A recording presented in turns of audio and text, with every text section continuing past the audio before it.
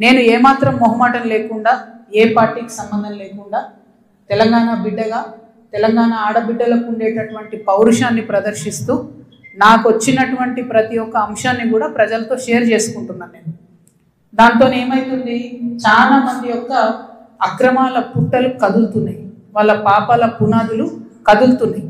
దాంతో నా మీద దాడి ప్రారంభించింది. ఏంది దాడి?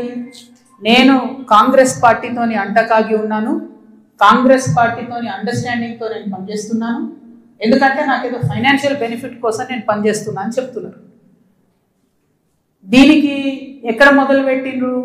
నేను ఎప్పుడైతే జాగృతి జనం బాట అని చెప్పి బయటికి రావాలనుకున్నానో ముందు సోషల్ మీడియాలో ఒక ప్రచారం మొదలుపెట్టిండ్రు.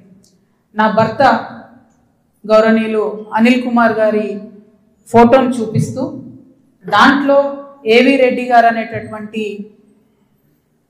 వ్యాపారవేత్త నా భర్త కలిసి ఏదో ల్యాండ్ లావాదేవీలు చేశారు, ఆ ల్యాండ్ లావాదేవీ వల్ల నాకేదో పెద్ద ఎత్తున ఫైనాన్షియల్ బెనిఫిట్ అయింది, అట్లా నాకు కాంగ్రెస్ పార్టీకి అవినాభావ సంబంధం ఉంది అనేటటువంటి అంశాన్ని ప్రజల మధ్య ప్రమోట్ చేసే ప్రయత్నం చేస్తున్నారు. ఈ వెకిలి ప్రయత్నాలు చేస్తున్నటువంటి గుంటనక్కలందరూ కూడా నేను చెప్తా ఉన్నా, నేను ఇంకా మీ చిట్టా విప్పడం ప్రారంభించలేదు, ఓన్లీ టాస్ వేసిన అంతే. ఆ టాస్కే ఇంత భయపడితే ఎట్లా మీరు? ముంగటి ఇంకా టెస్ట్ మ్యాచ్ ఉంది, మామూలుగా అనుకుంటారా ఏంది కథ? జస్ట్ టాసే, ఇప్పటికే గెలిచినాం ఆల్రెడీ మేము జాగ్రత్తలు, ఎందుకు భయపడుతుంది మీరు ఇంతగా? ఏమన్నాడు నా భర్త?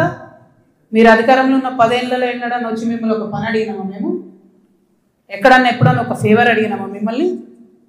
ఒక్క విషయంలో అన్నా అవుట్ ఆఫ్ ద వే పోయి ఏ ఒక్క మంత్రితోని కానీ, కేసీఆర్ గారితో కానీ, కేటీఆర్ గారితో కానీ, హరీష్ రావు గారితో కానీ, నా భర్త కానీ, నేను కానీ ఏమన్నా ఫేవర్ తీసుకుని ఉంటే చెప్పండి, దమ్ముంటే చెప్పండి. ఊరుకుంటుంటే తమాషాలు చేస్తున్నారు. మీరు వెకిలి ప్రయత్నాలు మానుకోండి.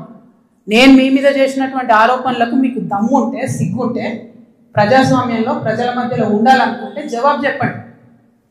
అంతేగాని నా మీద మొరిగేటటువంటి వాళ్ళందరినీ వదిలిపెట్టి ఏది పడుతుంది మాట్లాడితే నేను చూస్తూ ఊరుకుంటాను అనుకోవద్దు. నేనేం తప్పు చేయలేదు. బీఆర్ఎస్ ఉన్నటువంటి అధికారంలో ఉన్నటువంటి 10 సంవత్సరాలలో ప్రభుత్వం నుండి నేను ₹1 కూడా లాభం పొందలేదు. మీరు చేసినటువంటి అక్రమాలన్నీ నా మీద ఆపాదిద్దామని చూసుకుంటే నేను ఊరుకునే వ్యక్తిని కాదు. నీతి నిజాయితీ నా వైపు ఉంది కాబట్టి నేను ఇలా ధైర్యంగా కుండబద్దలు కొట్టినట్టు ఎక్కడికి పోయినా మాట్లాడుతున్నా.